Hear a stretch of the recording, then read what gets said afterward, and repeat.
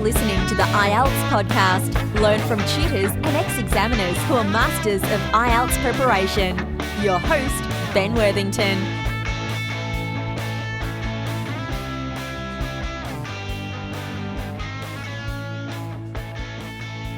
Band 7. Yeah, is that right? Sorry? Yeah, I got 7.5. 7.5. Yes. Wow. And 4. Getting the sentence was 6th. Wow, that is crazy. Hello there, IELTS students. Welcome to IELTS Podcast. Now, in the previous episodes, we were talking about argumentative essays. And as I said before, these are not a shouting match.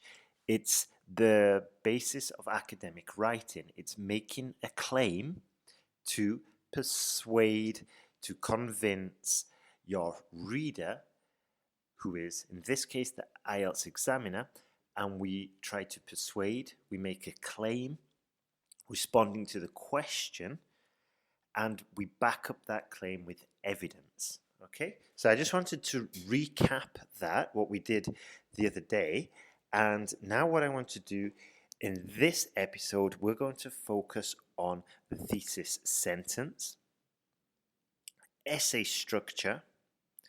We're going to look at different techniques for your essay structure, topic sentence, and then the paragraph structure. Now, it may sound a little bit technical, but don't worry, I'm going to go through it and I'm just going to put it like in the, just try and make it as simple as possible with the examples, because my honest belief is that a lot of tutors, and especially in academic writing, in academia, they overcomplicate this. And of course, this level of complexity is probably necessary in university, like humanities or science or whatever. But in IELTS, it's much, much more straightforward. It's logical. And at the end of the day, this is an essay you're writing in 40 minutes. You're not doing any research. It's not university coursework where you've had 3 months to prepare for it and you've had the luxury of editing. This is a 40-minute essay. So this is why we have to be very practical, and this is the other reason, as I said before, why sometimes I think a lot of tutors overcomplicate this and they come from university and apply the same principles and it just does not work. So let's get cracking, as we say in England. So your thesis sentence is going to be within your introduction and it's going to present your central idea, your position on the topic and how you will develop it. Okay, so it's a blueprint, it's the map for the essay, the direction, okay, the purpose. You're going to sum up your claim. Okay, so it just a strong thesis sentence shows where you are going. So let's just review a typical or possible IELTS question, and I'll give you an example of a good thesis sentence, then a poor thesis sentence, then we're going to jump into essay structure, but paragraph structure and essay structure. So imagine we get the question something like this. The role of capital cities in the modern era has grown in importance. Some argue that capital cities are the engine for economic growth, employment and wealth, while others argue they siphon off important resources such as government funding, capital investment and talented employees. Siphon off means take away. So here we have this question, and this is what I always do with the questions. I just try and simplify it. So some argue that the capital cities are good, others argue that they are bad. Okay? Now, before we get into the whole essay structure, we're going to make a claim. We're going to get it clear in our head, and we're going to put it and probably reflect this clarity or our position in our thesis sentence. Now, here is a terrible thesis sentence. Every country has a capital city. London is the capital of England, Washington, the US, and of course, France has beautiful Paris. Okay? Can you see there is no claim here? There is no position. This is a blatant fact, and there's no argument there. I'm not convincing you. There's no for or against capital cities. It's a disaster. In the modern era, capital cities are undoubtedly the tools for prosperity. Claims they are detrimental to the country must be seriously questioned.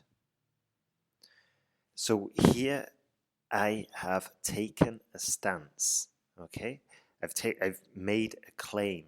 This is my argument, and you can clearly see now where my essay is going. You can completely understand my position on this topic.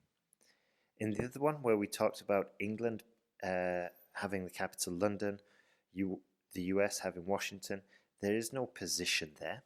But in the second one I gave you, is a very clear sentence showing my position, and I'm using words, not using words directly from the question, I'm using synonyms. For example, I used prosperity instead of wealth and economic growth. And also, I'm questioning the second part of that IELTS question where it said, while others argued they siphon off important resources such as government funding, capital investment, and talented employees.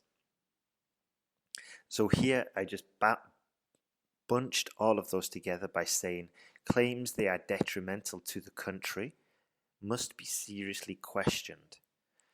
Now, what I'll probably do with regards to my essay now is dedicate one paragraph to prosperity, the prosperity that cities bring to a country, and then my second paragraph will be all about claims that they're detrimental, that capital cities are detrimental to a country.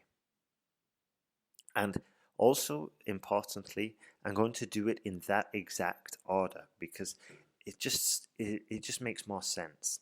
Yeah, I mention it first, so obviously it's going to be the next paragraph, and then the second part of that sentence is going to correspond to the second paragraph. Right, so now we have done our thesis sentence, and we're going to look at the essay structure, and then we're going to look at the paragraph structure. We're going to look at two possible essay structures you can use. One is the classical, which you absolutely need: intro, body, conclusion. So your introduction, we present the topic, okay? Maybe this is in the sort of like introductory sentence, we're paraphrasing the question. Second one, we make our thesis sentence, our claim, and then we're probably going to say something about where we're going, okay? If we haven't mentioned it already, okay? Don't get hung up over this, about the thesis sentence here, the topic sentence. The main important thing is that one, you're paraphrasing the question, and second, you're presenting your claim. Sometimes this can be pushed together in one sentence, sometimes it's going to be two sentences, sometimes it might even be three sentences. Okay? The best way is to experiment with different formulas, get some feedback, and then go with whichever works best for you and for the question. Now, moving on to the body, this is where we're going to pick up the bulk of our points, the body paragraphs. This is where the discussion takes place. Then we're going to finish on with the conclusion. Okay? It's going to be brief, it's going to be a summary, and also usually there's not going to be any new arguments presented. So if they do pop into your mind, ignore them. There is another essay structure taught in academia. It's called IMRAD, Introduction, Method, Results and Discussion. I'm not going to spend any time on this because obviously there's no methodology, there's no results, you're not doing any field research, any scientific investigation in 40 minutes, so don't worry about that. There's also the other essay structure that is taught, which is the 5-paragraph one. Personally, I'm not a big fan of this because if we've got 5 paragraphs, okay, that leaves 40 minutes, the body paragraphs are going to be quite thin, unless you're an extremely fast writer, but they're going to be quite short, possibly even a similar length to your introduction and to your conclusion. And I'm not a big fan of that. I would rather have 2 big body paragraphs that are clear, that are coherent, and that are convincing. Yeah?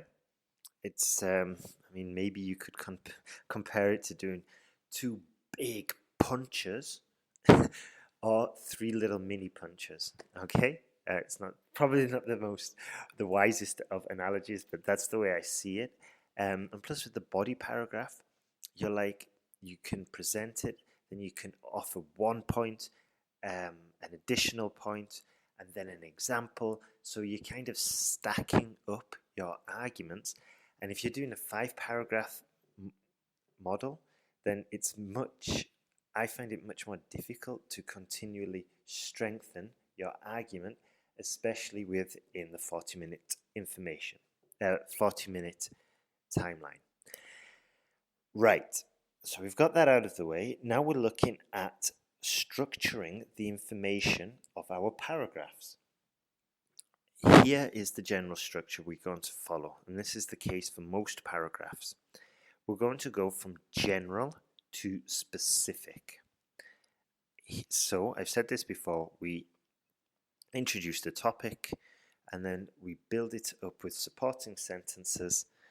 We introduce the topic, probably make our claim, build it up with supporting sentences and reasons, then hopefully give some evidence, and then we can usually close off the paragraph with kind of like a summary.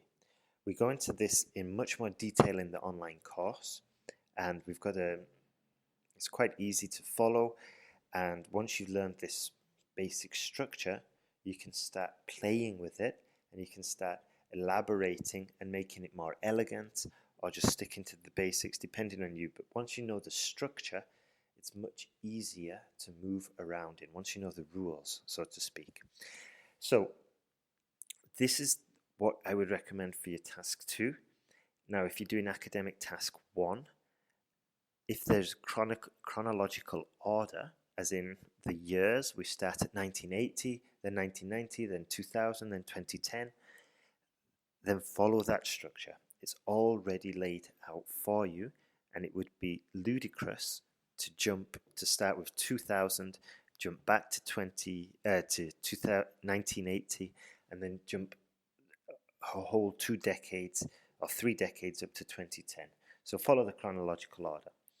Now, while we are doing this, there are different methodologies we can use to argue our case. I wouldn't worry about these too much, but they're useful. We go into the more detail on the course, but I'll just briefly mention them now.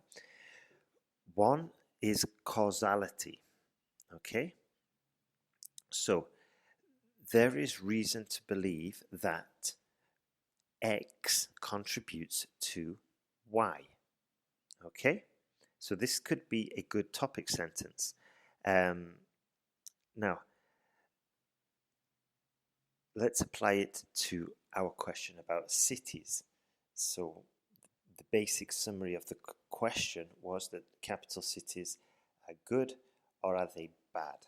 Okay, so here we're going to say something like, there is evidence that major capital cities contribute considerably to the economic growth, prosperity, employment levels, and all-round general well-being of the country.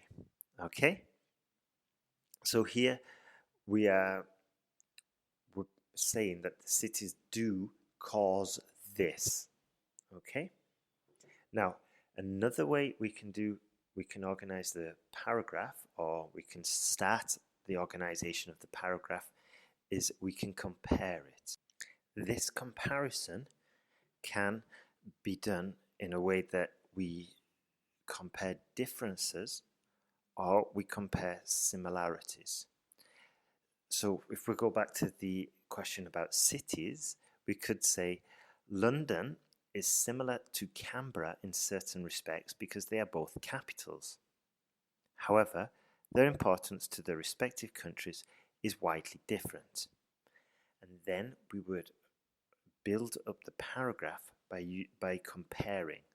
This is probably more useful in academic task 1, where we want to compare different groups of data or different sections of the pie chart. So we're going to use conjunctions whereas, although, and whereas, and while. But it's also useful for task 1 because we can start building up and we can say London is different because it's much more powerful economically for England, whereas Canberra is relatively is the third largest city, and most of the economic prosperity is derived from Melbourne and Sydney with regards to cities. Okay, so remember with this one we can say it differs. There are differences, or we can say that they are similar. Both are different types of comparison.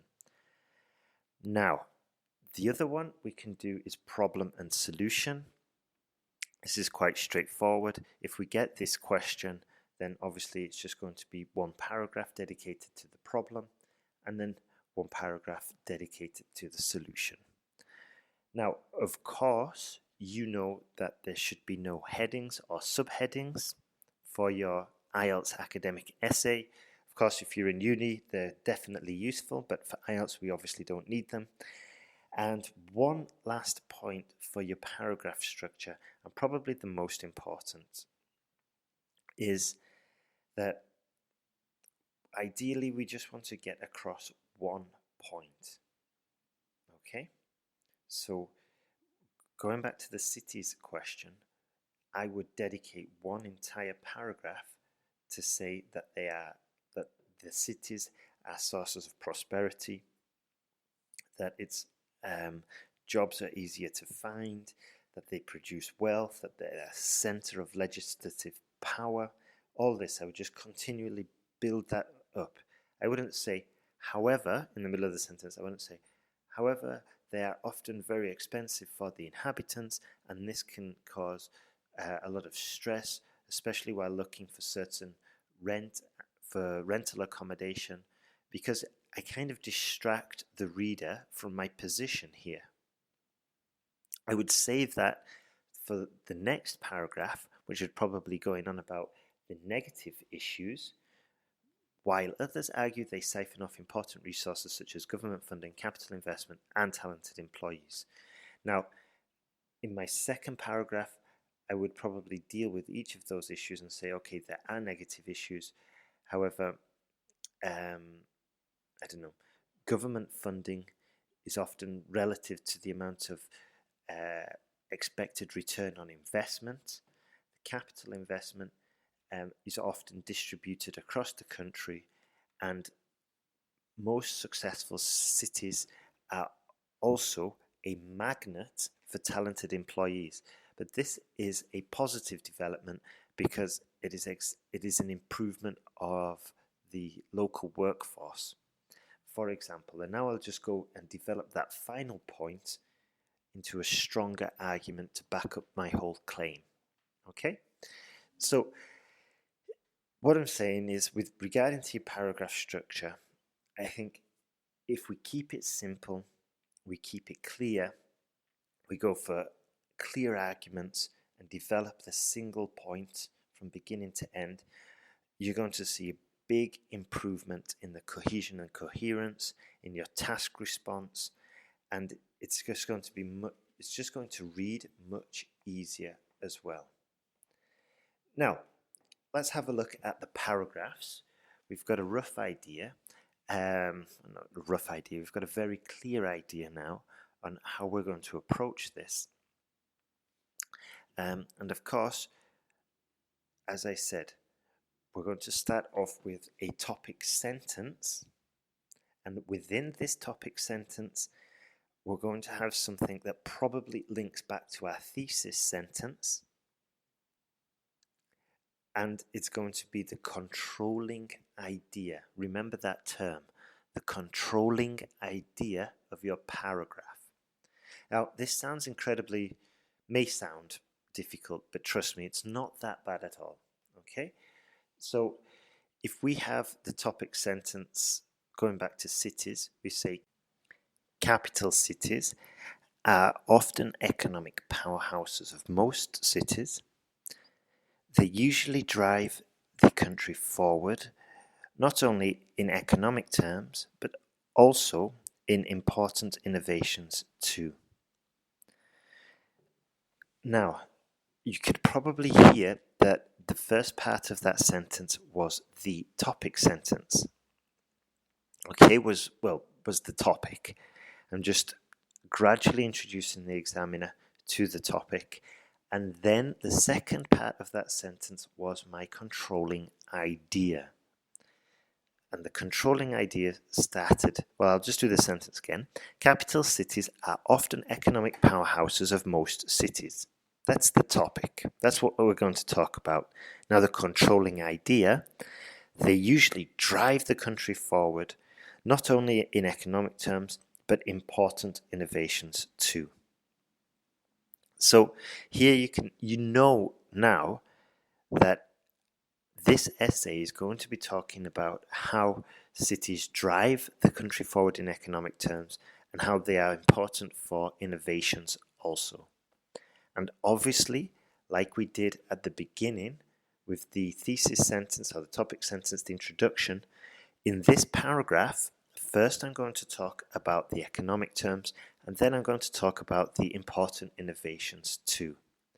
Okay, this is, it just makes it easier to digest, makes it easier to read, to follow.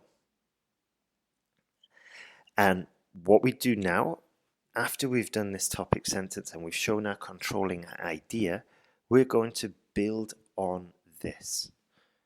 We're going to build probably with, as I said, economic terms, and we'll give a reason, possibly an example, and then we're going to do the same with the important innovations, give maybe some definitions, some explanations, causal analysis. It doesn't really matter, okay, how we do this, but what is very, very important is that it's coherent. And the way we build coherent paragraphs is that we make sure that the next sentence is connected to the sentence before. Okay, this is the most basic explanation, but if we can get those sentences all connected, so I finished talking about important innovations, now I'm going to give you an example of these important innovations.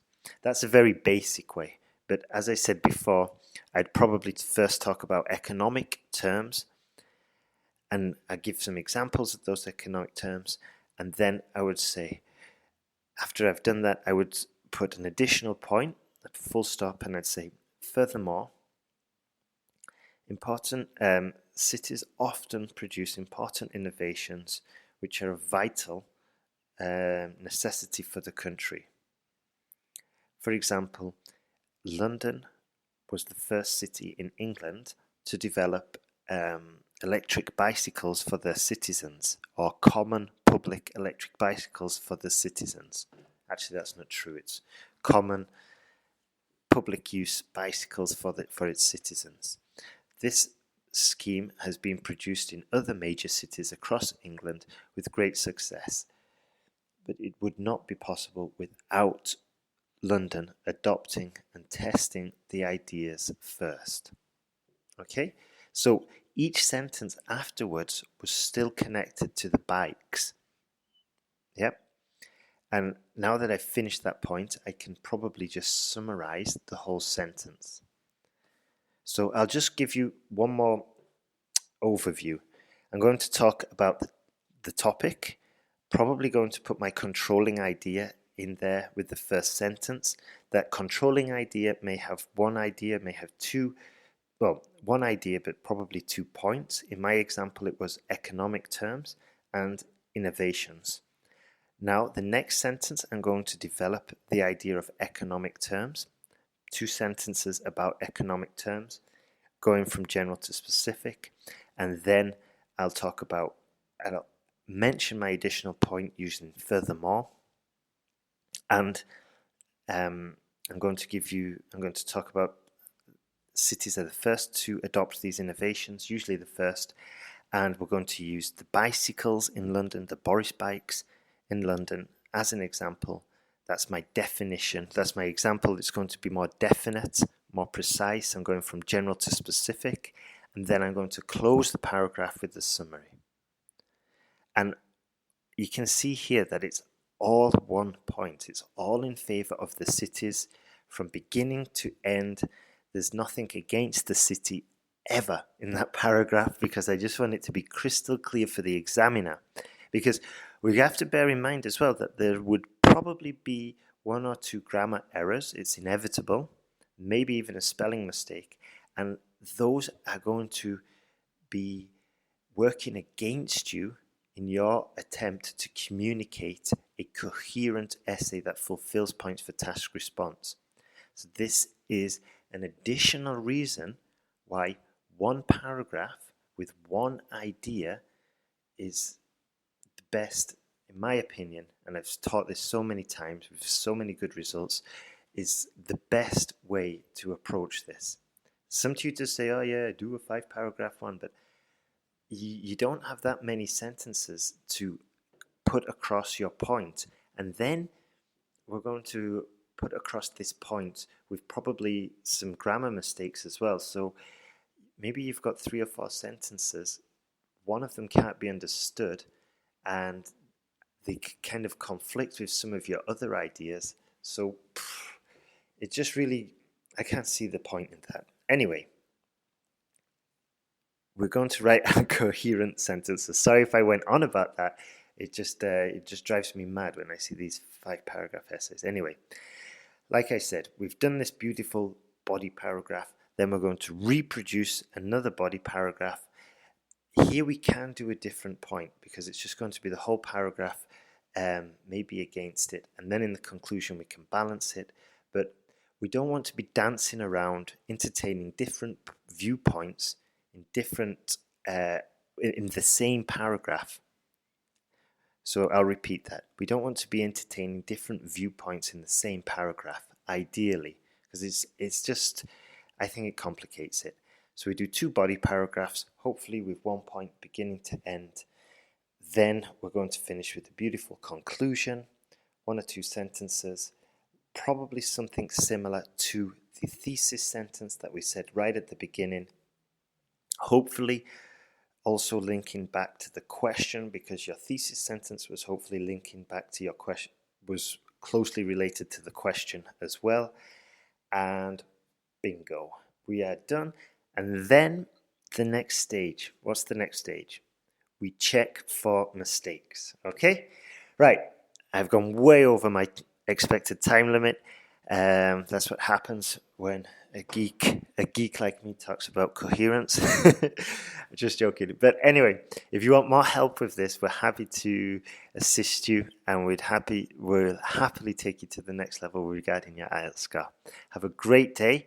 Keep studying, keep practicing, and remember, it can be a bit of a pain in the butt doing all of this, but think of where you're going to end up when you do this, and when you pass, and when you get that 7. So stick at it. You will get there. Lots of other people have done it. You can do it. You've learnt one language. You can probably learn another. You are learning another. Keep at it. You're doing good. Have a great day. So I think even if I write enough of what you said, I will get a 7. But I got 7.5 and I boast about it now.